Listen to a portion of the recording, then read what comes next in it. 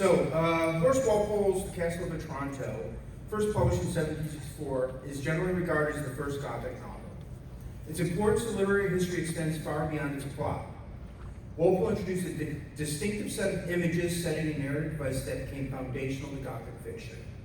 159 years later, many of these same elements reappear in the weird fiction of H.P. Lovecraft, although Lovecraft is usually associated with cosmic horror and ancient alien beings rather than traditional Gothic ghosts and castles. His earlier fiction owes a substantial debt to the Gothic tradition that Walpole helped establish.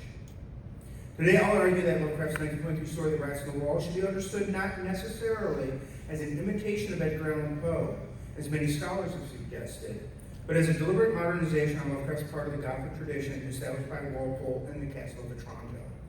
While Lovecraft simultaneously praised and openly criticized Walpole's novel, The Rats on the Walls nevertheless reproduces many of Walpole's most important Gothic techniques and adapts them to a 20th century audience.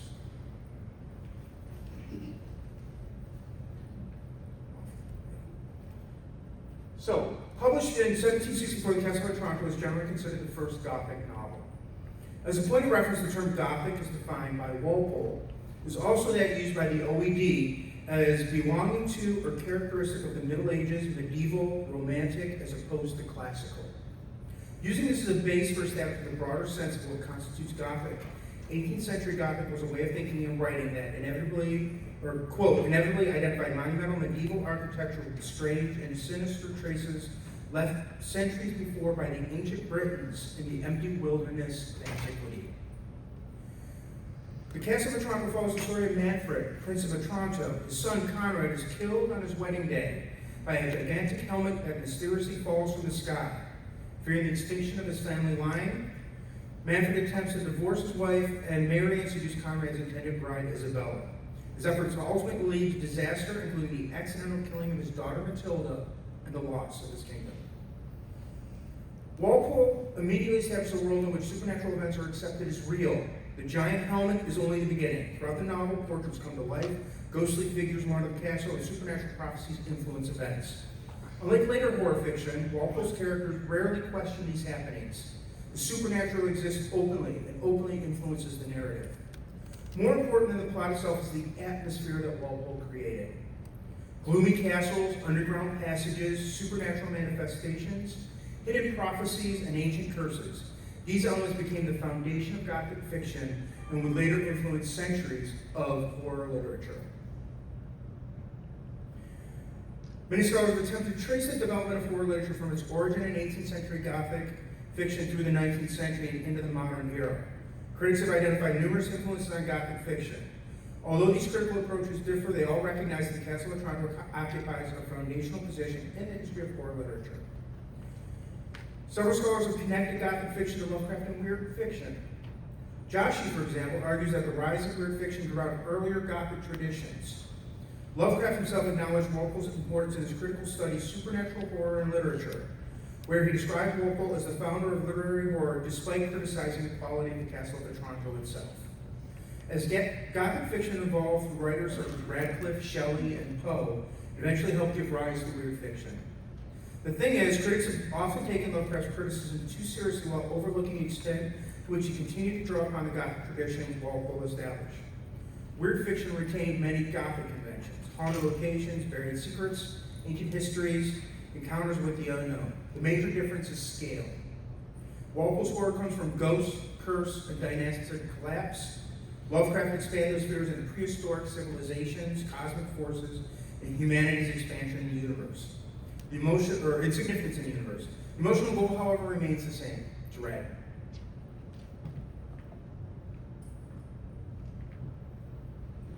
One challenge to this argument is that Lovecraft publicly criticized the Castle of Otranto. In supernatural horror and literature, he described the novel as, quote, simplistic and unconvincing.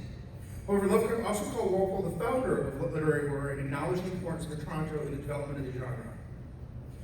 It's common knowledge that Lovecraft was fascinated with the 18th century. He frequently described himself as a man born out of his proper time, who admired aristocratic English culture and often wrote about wishing he had lived in the 18th century in England rather than the 20th century America. He referred to himself as a loyal subject of King George III, openly embraced cultural attitudes that many of his contemporaries considered antiquated. Its cultural affinity creates an apparent contradiction. Lovecraft publicly dismissed the Castle of Otranto as artistically flawed, yet he clearly respected its historical importance and remained deeply attached to the literary tradition it inherited. What emerges from this contradiction is this: despite his criticism of Walpole's novel, Lovecraft was heavily influenced by it, particularly in The Rats on the Walls. Lovecraft's criticism of Walpole's execution did not prevent Lovecraft from borrowing heavily from the Gothic traditions that he established. So what does this have to do with Poe? Many critics read The Rats on the Walls primarily as a variation of Poe's The Fall of the House of Usher. Despite the extensive work done to trace the influence of Walpole on Lovecraft and later genre fiction, most of the prior critics have taken Lovecraft at his word and his disdain for the Gothic aesthetic, especially Walpole's Castle. It goes without saying that Lovecraft adored Poe. He saw him as an idol and someone to be emulated. And Lovecraft's work shows that. It's important to note that The Rats marked a peak in Lovecraft's evolution from pastiches of his favorite earlier Victorian and fin de siècle weird writers like Maturin, Machen, Dunsany, Poe, and Blackwood, to the development of his own unique style. The Rats on the Walls works so well because it shows a maturation of his style, and that style is not homage to Poe, but an attempt to rework the trite and archaic Gothic style and the axiomatic elements of old world horror into something that would appeal to modern 20th century readers. Interestingly, as Josh notes, while praising it as Lovecraft's best pre-Cthulhu mythos tale, he thinks The Rats is simply Lovecraft's take on the fall of House of Usher. He praised it for its Poe-esque narrative, but he also notes that Barton Levi St. Armand wrote the definitive work on it in his Roots of Horror and the Fiction of H.P. Lovecraft, and defers to it, metaphorically brushing his hands at it. Any further analysis? Other critics have also made a similar argument that The Rats is an homage to the fall of House of Usher, perhaps taking their cue from Joshi, or that it bears similarities to other works by Poe. Some see hints of the mad narrator of The Telltale Heart. Others see significant the relationship between Delaporte and his cat as echoes of the black cat of the raven. It is not unreasonable to say that all these Poe stories undeniably informed Lovecraft, but I would argue that those similarities are more of a stylistic choice. St. Armand himself took a deeper review of that and does delve into the roots of Poe that informed The Rats on the Walls, but it also, in some ways, refutes Josh's supposition. St. Armand himself even contends that the most Poe-esque of Lovecraft stories is actually The Outsider. Lovecraft in his letters himself refutes this and argues, as St. Armand does, that Outsiders is the height of his Poe imitation.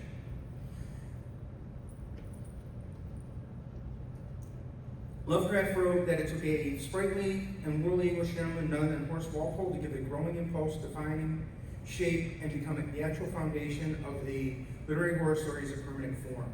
Based on this and a closer reading of The Rats on the Walls and similarities between Lovecraft and Walpole's seminal work become clear. But as for Poe, yes, there are similarities.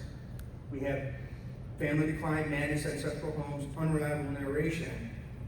But these are not uniquely Poe's inventions. They're broader Gothic conventions, broader Walpolean connections. One of the strongest parallels between the stories is their treatment of aristocratic inheritance. In Otranto, Manfred's family possesses power that rightfully belongs elsewhere. A prophecy predicts the downfall of the line. In The Rats on the Walls, Delaporte returns to Exham Priory, his ancestral home, and restores it. He moves into the castle, and from the first night is plagued by bad dreams and the scurrying sound of rats in the walls. Using his beloved cat, whose name we shan't mention, he tracks the source of sound to the catacombs beneath the castle, where he discovers an ancient Roman altar and a sacred passage. Marshalling his friends, Captain Norris and a group of London archaeologists, they set to explore the passageway. As they descend into the darkness, they find ancient caverns lit by strange preternatural light and the remains of an ancient city and countless human skeletons. Further and deeper exploration finds even older signs of prehistoric civilization, almost as though they're walking back in time. The skeletons also become more grotesque and atavistic, showing unmistakable signs of torture, depravity, and forebodingly, cannibalism. The horror grows and grows, eventually driving Delaporte insane. He rushes into the darkness of the caverns and is found later by the party, mad and gibbering in the darkness. As Delaporte narrates, quote, "They found me in the blackness after 3 hours, found me crouching in the blackness over the plump, half-eaten body of Captain Norris." It is then revealed that Delaporte is relating the story from his cell in the madhouse, where he awaits trial for the murder of his friend. In both stories, inheritance becomes a source of horror. The protagonists in Rats and Otranto attempt to preserve or reclaim family legacy, only to discover that the legacy itself is corrupt. The layers of the narrative mirror one another, and as we go deeper, more secrets and horrors are revealed in both stories, with the eventual result being the destruction of all. The family lines, the castle, the legacies, both families, and the very minds of the protagonists. The castle as a character. Perhaps the most important similarity is this architecture. Walpole was personally fascinated by Gothic architecture. His personal home, Strawberry Hill, in Twickenham, was designed as a Gothic revival structure filled with medieval decorations, armor, stained glass, and vaulted chambers. This fascination appears clearly in the Castle of Otranto. The castle itself functions almost like the characters, with corridors, hidden rooms, staircases, and catacombs. Exo Priory serves a similar role. Beneath the restored estate lies layers upon layers of buried history, catacombs, ancient altars, prehistoric ruins, and the evidence of ancestral atrocity. Protagonists in both narratives are forced to descend into these buried spaces where terrible truth awaits them. This differs from the House of Usher, in that Exo Priory and the Otranto Castle, as a mimesis of Walpole's own Strawberry Hill, are restored to their glory, representing a return to a better time for the architecture and the protagonists. Whereas the Usher House is decrepit and decayed. Both Walpole and Lovecraft fill the narratives with supernatural disturbances. Walpole presents these events directly. Giant armor moves through the castle, portraits come alive, specters appear openly. Lovecraft uses many of these same effects, but with greater ambiguity. Rats themselves are never seen. Sounds emerge from within walls, tapestries shake. Animals respond to things humans can't perceive. Lovecraft preserves Gothic supernaturalism while adapting it for a more skeptical, modern audience. Supernatural becomes uncertain, psychological, and potentially unreliable. Walpole wrote with a framework shaped by religion, monarchy, and 18th century political concerns. The supernatural events ultimately restored moral and dynastic order. Lovecraft, by contrast, was influenced by science, modernism, and philosophical pessimism. His stories depict a universe that is indifferent to human similarities. While the machinery may change function, the machinery itself remains remarkably Gothic. Finally, we have the idea of the unreliable narrator. Will only say that this is a Gothic convention that is rooted in the 18th century. It was an essential part of later Gothic fiction. We see it in Frankenstein, The Scarlet Letter, The Telltale Heart. The unreliable narrator is a standard narrative technique in later Gothic horror. The same happens with Lovecraft when he's talking about the madman in the insane asylum. It was a frequent convention for him.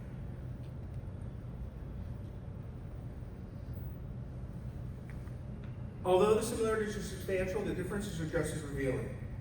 Walpole's concerns are rooted in the 18th century. His novel explores inheritance, legitimacy, monarchy, religion, and social order. And Lovecraft writes from a modernist perspective shaped by science, pessimism, and cosmic indifference.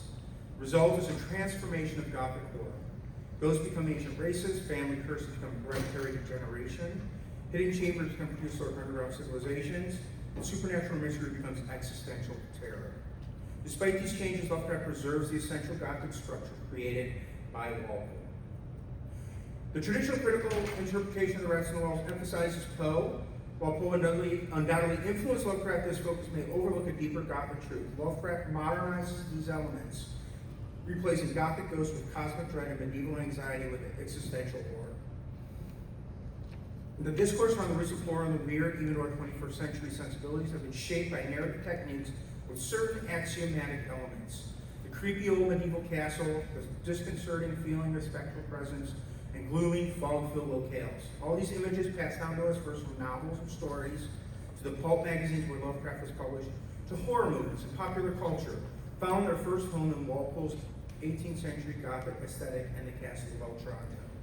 And when looking at the Rats in the Walls, it's not inconceivable to say that the same narrative effects and imagery that were so effective in Walpole's 18th century Gothic tale were still just as effective, providing the center bed that Lovecraft strove for.